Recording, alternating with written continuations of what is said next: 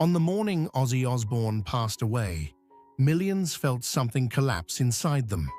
A shock that screamed louder than any amplifier he had ever touched. For more than 5 decades, he was not just a voice in music. He was the voice that carried us through our own darkness.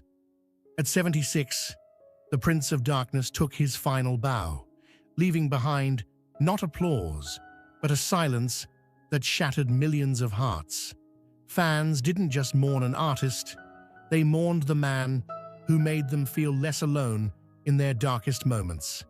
It was a crack through the soul of an entire generation, a grief that felt like losing someone you truly loved. But the deepest pain belongs to Sharon. She wasn't just his wife. She was the witness to his survival, his warrior, his fire, the one who stood beside him through every storm. Her sorrow isn't just for the man on stage. It's for the man who once held her hand in the dark and promised never to let go. Before we begin, let us raise a thumb in tribute, a simple gesture to honor and remember the Prince of Darkness. In the chaotic tapestry of rock history, no voice ever screamed louder from the depths of agony than Ozzy Osbourne's. And yet, behind every scream, there was heartbreak.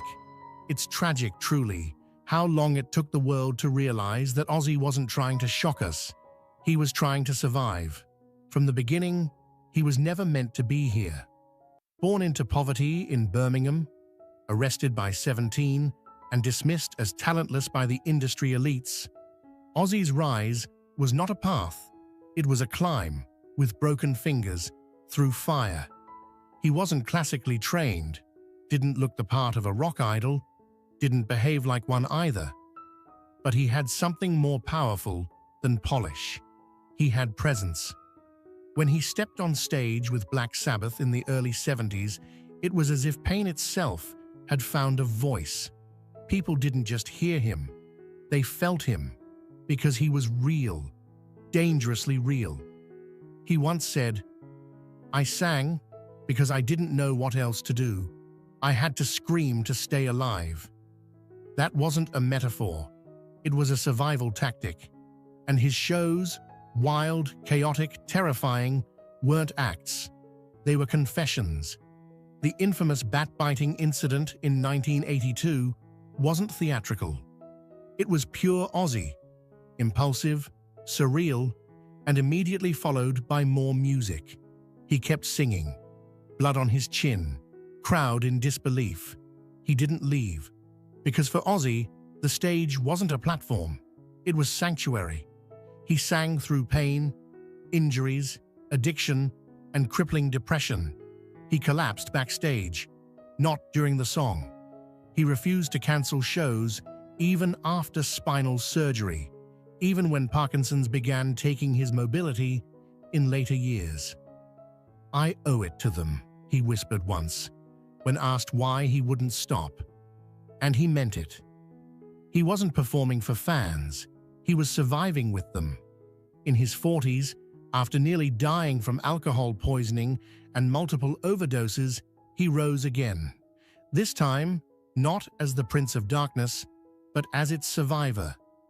His solo career burned even brighter, pushing through the 90s with hits like No More Tears and launching Ozzfest in 1996, creating a sanctuary for younger misfits who saw their brokenness mirrored in his. By the 2000s, with the Osbournes reality show, people got to glimpse the man behind the madness, a man who forgot lyrics but remembered pain, who laughed at himself but never at his fans. His voice may have cracked in later years, but the soul behind it roared louder than ever. "I'm not a role model," he once said. "I'm a fucking warning." But he was wrong. He was both. He was the monster and the miracle, a man who shattered himself on stage night after night, just so others could feel whole for a little while. And that, perhaps, is the most heartbreaking truth of all. He gave until he had nothing left, until even the screams fell silent. Looking back now, every growl, every stumble, every haunting note wasn't just entertainment. It was a plea, a prayer, a promise that even if you're damaged, addicted, or drowning in your own darkness, you still deserve to be heard, to be seen, to be loved. And that's what made Ozzy timeless. He didn't just sing through the noise, he became the voice for those who couldn't scream loud enough. And in doing so, he became something no training, no fame, no fortune could ever fabricate. He became truth. It is cruel, almost unbearable, to accept that such a voice has fallen silent. But in that silence, we remember, Ozzy Osbourne didn't just survive the darkness, he taught millions how to walk through it and come out louder. In the twilight of Ozzy Osbourne's life, when the stage lights began to dim and his once thunderous voice turned into a fragile whisper, the world witnessed a transformation far more profound than any encore. These were not merely the final years of a rock star, they were the last chapters of a man who had given every drop of his soul to music, to pain, and to the people who saw themselves in his chaos. By the time he reached his early 70s, Ozzy's body had become a battlefield. Diagnosed with Parkinson's disease in 2003, but only going public in 2020, he endured a slow, merciless deterioration. Each step became more difficult, each breath more labored. He underwent multiple spinal surgeries, struggled with nerve pain, and often collapsed backstage after performances. Yet he still showed up, not because he was contractually bound, but because he believed he owed it to the fans who stayed with him through every crash, every relapse, every resurrection.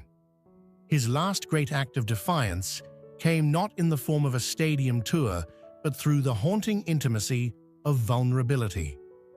During the final stretch of his public life, Ozzy released the album Patient Number 9, a project born not from ambition, but from desperation. Every lyric sounded like a farewell. Every note carried the weight of a man singing against the silence that awaited him. "I'm not afraid to die," he said in an interview.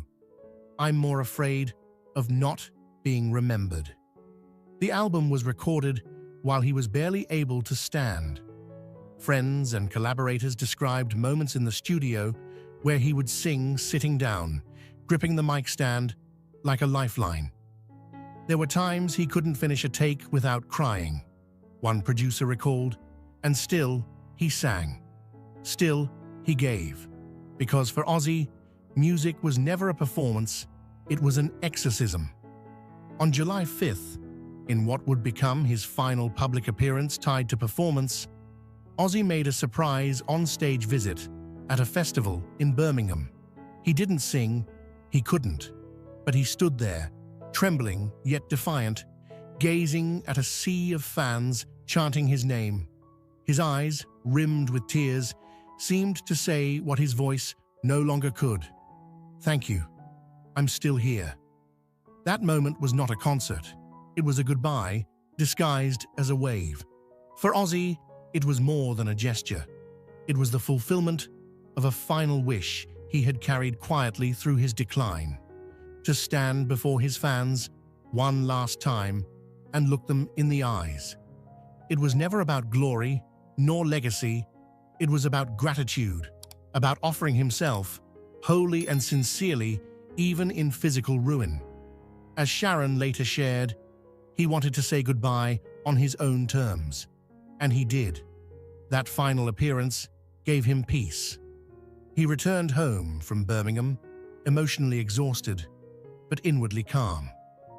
"I did what I needed to do," he reportedly told his son Jack. In those moments, there was no regret, only completion. For a man whose life had been chaos, that brief moment of stillness, surrounded by love and adoration, became his closure. He had given his fans everything, and they had given him the strength to keep going until the very end. In private, the battle was even more excruciating. He confided in Sharon that he often felt like a ghost in his own body, trapped, watching the world move on without him. Yet every morning, she said, he would find some reason, no matter how small, to push forward. Whether it was a letter from a fan, a riff he heard in his dreams, or simply the sound of Kelly's laughter in the next room. Ozzy never sanitized his past. In his final interviews, he spoke with raw honesty about the things he regretted, the people he hurt, the years he lost to addiction, the father he failed to be. "I wasn't always good," he said, "but I always tried to come back better." And come back he did, again and again, until his body could no longer follow his spirit. As the days grew shorter and his hospital visits more frequent, his family began spending nearly every moment by his side. Jack, Kelly, and Amy took turns reading him letters from fans, many of whom credited his music with saving their lives. Sharon never left his bedside. She was the last voice he heard every night, whispering words only the two of them understood. There is a kind of heartbreak that defies language, a grief too vast for sound. When Ozzy Osbourne passed away, it wasn't just the loss of a musician. It was the extinguishing of a fire that had kept millions warm in their darkest hours. His pain had become our comfort. His brokenness had given us permission to be whole. And though he died in silence, the echo of his life continues to roar. In every scream of a metal guitar, in every misfit who finds solace in a snarling lyric, in every person who chooses to get back up one more time. That is Ozzy's legacy. That is the soul that refused to die. The morning the news broke, it didn't travel like ordinary headlines. It moved like a tremor, shaking the ground beneath millions who had once screamed his name from stadium seats or whispered his lyrics alone in their bedrooms. Ozzy Osbourne was gone. And in that absence, the world responded not with silence, but with a roar, an outpouring of grief, gratitude, and reverence that spanned continents and generations. In Birmingham, where it all began, fans gathered beneath a mural of Ozzy in Digbeth, laying black roses, vinyl records, and handwritten letters. Some lit candles, others played Black Sabbath songs on portable speakers, tears mixing with the rain. One note taped to the wall simply read, "You taught me how to survive." Across the Atlantic in Los Angeles, crowds formed around his star on the Hollywood Walk of Fame. People knelt, some in full metal attire, some in business suits, each person shaped by a different era of Ozzy's sound. A man clutched an old concert stub from 1982. A woman held a framed photo of her and Ozzy at an autograph signing, whispering through tears, "He saw me. He really saw me." Radio stations from São Paulo to Stockholm suspended programming to host all-day Ozzy marathons. For hours, the airwaves pulsed with his voice, raw, defiant, eternal. Streaming platforms reported an astronomical surge. Spotify and Apple Music confirmed that plays of Ozzy solo and Black Sabbath catalog had jumped more than 900% within just 12 hours.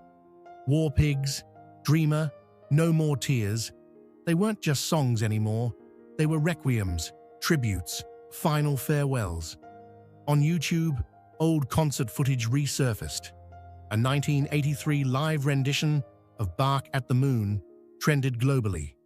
So did a 1992 interview in which he said, "I've made mistakes, but music always saved me."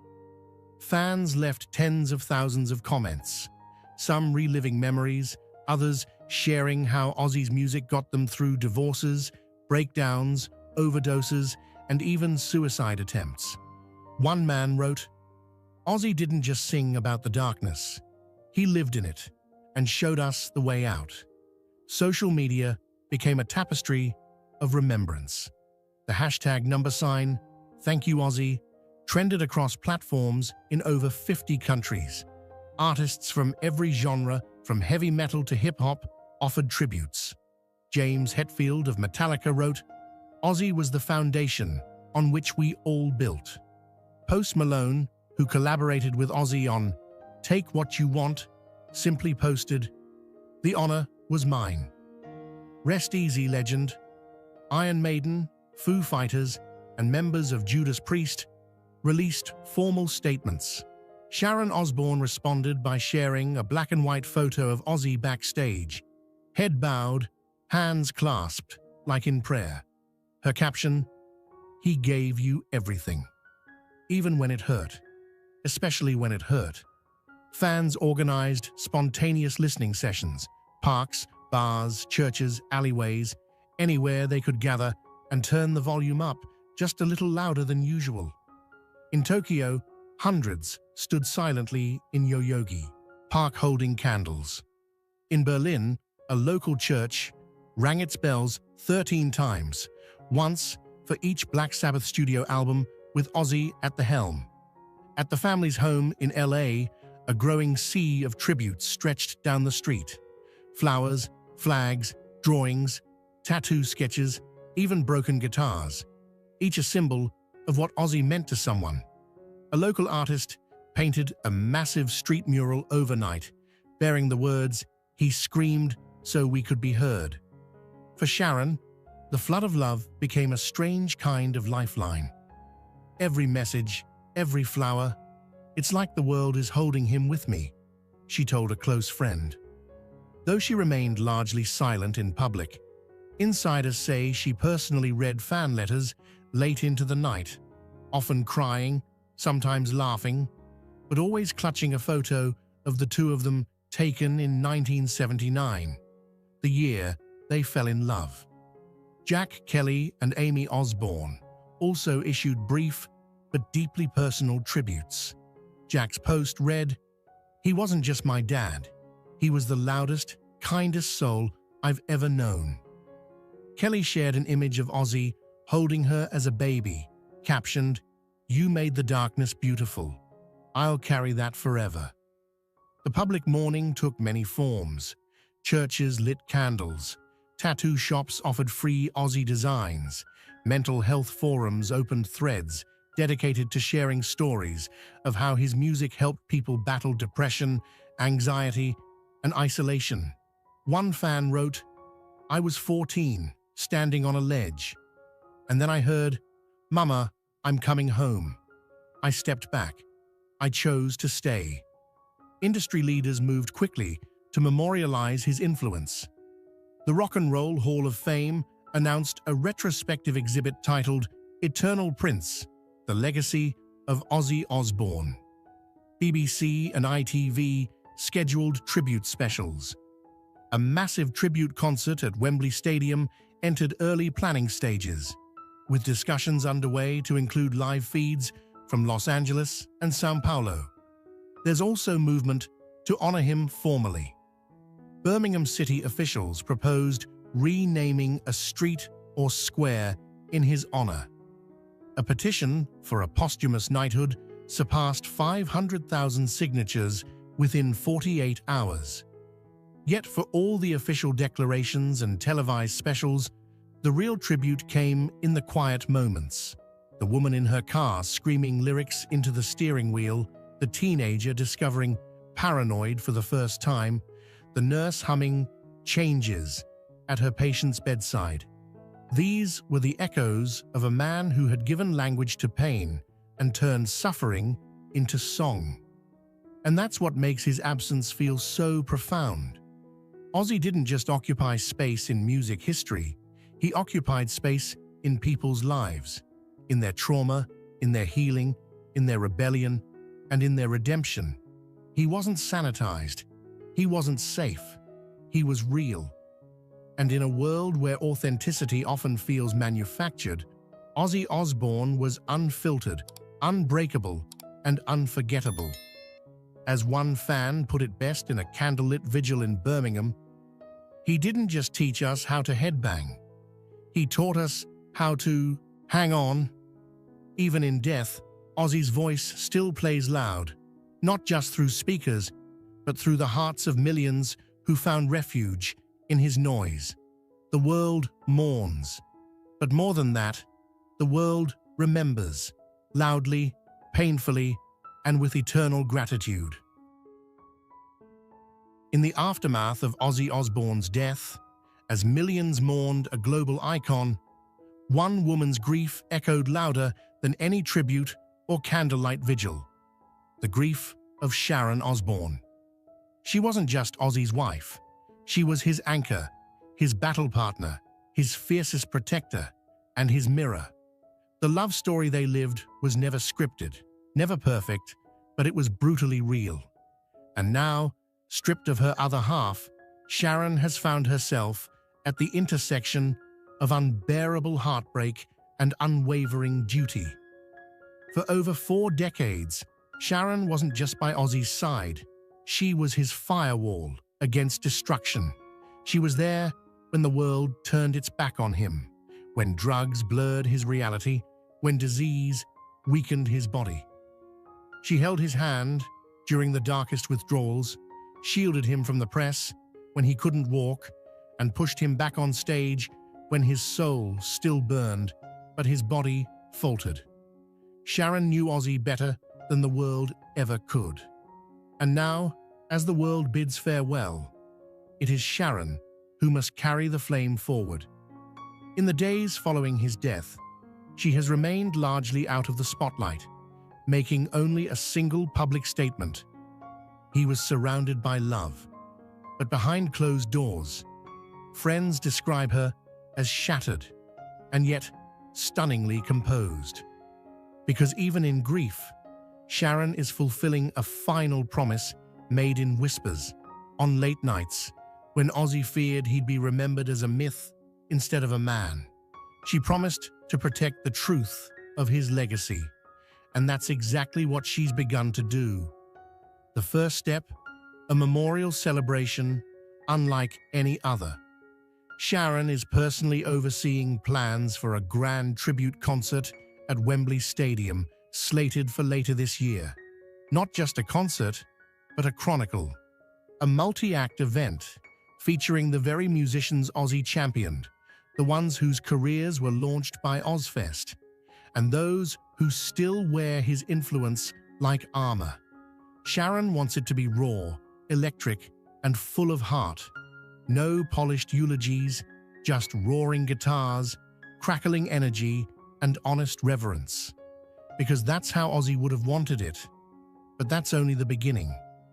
Behind the scenes, Sharon has already laid the groundwork for something far more enduring: the Ozzy Osbourne Legacy Foundation.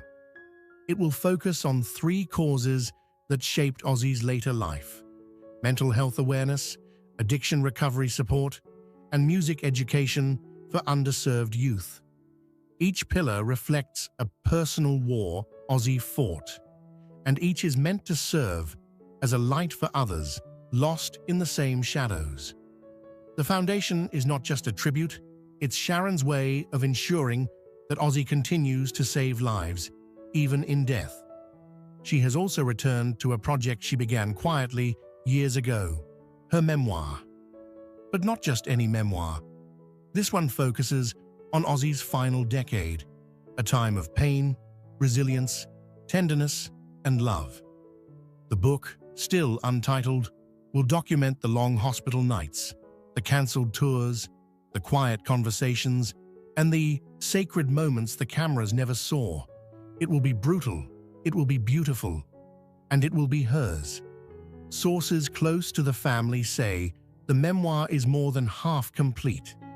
Sharon, ever the strategist, has kept journals for years, recording everything. From medication schedules to late-night fears to words Ozzy whispered when he thought no one was listening. One page reportedly reads, "If I can't sing, I'll scream. If I can't scream, I'll whisper." but I won't leave in silence. That's the Ozzy she knew, and that's the Ozzy she wants the world to remember. In conjunction with the memoir, a documentary is also in development. Sharon has opened their family's private archives, footage, home videos, old interviews, voice recordings. Fans may soon see a side of Ozzy never before revealed, him dancing with Kelly in the kitchen, rehearsing vocals in his pajamas, kissing Sharon's forehead after every argument. This isn't the Prince of Darkness. This is the man who loved, who stumbled, who fought, who healed, and who always returned. Grief hasn't softened Sharon. It has sharpened her purpose. She's determined to sculpt a legacy out of the chaos, to preserve not only what Ozzy gave the world, but who he was when no one was watching. Her strength lies not in holding back the tears, but in allowing them to fuel something meaningful. He didn't want a statue, she once said. He wanted someone to tell the damn truth. And that truth is this. Ozzy wasn't a perfect man. He was a wounded warrior, a volcano of contradictions, a soul on fire, and Sharon loved every broken, beautiful part of him. Now, as she plans tributes, meets with publishers, and builds a foundation in his name, she's doing more than grieving. She's giving him back to the world, piece by piece, in the most honest, unforgettable way. When the tribute concert lights go dark, when the last book is closed, and when the last frame of footage fades to black, Sharon's mission won't be over. Because legacies don't end, not when they've been loved this fiercely. Somewhere tonight, a young artist will pick up a guitar because of Ozzy. Somewhere else, a recovering addict will find hope in his story. And at the center of it all, a woman in black will sit quietly, holding the silence he left behind, and turning it into music the world will never forget. From the ashes of rebellion and the roar of distortion, Ozzy Osbourne didn't just carve out a space in music, he redefined what it meant to exist unapologetically in the public eye. In the world of popular culture, few names command the kind of reverence, controversy, and generational loyalty that Ozzy's does. He wasn't merely a performer, he was a cultural disruptor, a symbol of endurance, and to many, the living embodiment of a genre that thrived on the fringes. Ozzy wasn't molded to be a star. He broke the mold. As the frontman of Black Sabbath, he helped birth heavy metal. Not just a sound, but a movement. The band's 1970 debut wasn't welcomed by all critics, but fans knew something revolutionary had arrived. War Pigs, Paranoid, Iron Man. These weren't just songs. They were battle cries for a generation disillusioned by war, politics, and conformity. And Ozzy, with his raw vocals and unhinged stage presence, became the prophet of that angst. He made the unpolished not just acceptable, but powerful. But his influence didn't end with a microphone. Across 5 decades, Ozzy infiltrated film, fashion, television, and academia. He was analyzed, celebrated, and parodied, yet never replaced. The term Prince of Darkness wasn't just branding, it was acknowledgement of how deeply he resonated with those who felt unseen. He gave voice to the misfits, the outsiders, the angry, and the broken. His music didn't just reflect chaos, it offered communion within it. That's why, in the wake of his death, the response wasn't limited to rock circles. It became a cultural reckoning. Candlelight vigils formed not just in Birmingham, his gritty, working-class hometown, but across Tokyo, Berlin, São Paulo, and Los Angeles. In these cities, people didn't just mourn a musician. They mourned an era, an ethos. Black roses and handwritten letters flooded the Hollywood Walk of Fame, while digital billboards across the UK displayed nothing but his silhouette with the words, "Thank you, Ozzy." Birmingham, the city that first heard Ozzy's defiance echo from pub stages, has announced plans to erect a permanent public monument in his honor. Local leaders have confirmed early designs for a memorial plaza and the renaming of a public square to Osbourne Yard. One councilman called him the city's most fearless and global voice. Simultaneously, across the Atlantic, Wembley Stadium, the very site of countless musical milestones, is set to host a multi-artist tribute concert in his name. The event, still in the planning stages, aims to unite rock legends and contemporary stars alike in a celebration of Ozzy's indelible legacy. Artists who once opened for him at Ozzfest will share the stage with newer acts he inspired, bridging generations in one thunderous farewell. But perhaps the most extraordinary outpouring has come from the people. Within 48 hours of his passing, a global petition calling for a posthumous knighthood garnered over 500,000 signatures. While Ozzy was never officially knighted during his lifetime, the campaign argues that his contributions to British culture rival those of any laureate. Supporters insist that honoring him now isn't just a matter of tradition, it's a rectification of oversight. The UK's Department for Culture, Media and Sport issued a statement recognizing Ozzy's role in catapulting British music onto the global stage and influencing generations. Broadcast media followed suit. The BBC announced a two-part primetime special titled Osbourne, The Voice in the Abyss, while ITV launched a 24-hour marathon of archived performances and interviews. Meanwhile, the Rock and Roll Hall of Fame in Cleveland is curating a new wing centered around Ozzy's career, showcasing his handwritten lyrics, stage costumes, and rare unreleased footage from both his solo years and Black Sabbath days. Scholars, too, have begun re-evaluating Ozzy's impact. Several British and American universities are launching courses examining his life, lyrics, and the psychological role heavy metal played in post-industrial societies. To many, Ozzy wasn't just a singer. He was a translator of emotional survival. He took alienation and turned it into art, took rage and turned it into rhythm. Through all the recognition, one thing remains clear. Ozzy Osbourne was more than his controversies, more than his antics, more than the headlines. He was proof that raw humanity, unfiltered, imperfect, and loud, could change the world. His cultural legacy isn't bound by platinum records or Grammy Awards. It lives in the language of resistance, in the soundtrack of generations who found their own identity through his voice. He didn't just belong to music, he belonged to history. And history, unlike charts, never forgets. Even after the world said goodbye to Ozzy Osbourne, his presence continues to echo in every corner of rock history and far beyond. His final bow was not an end. It was a passage into legend, where sound no longer needs speakers to be heard and legacy no longer needs breath to stay alive. In the days following his death, something profound unfolded.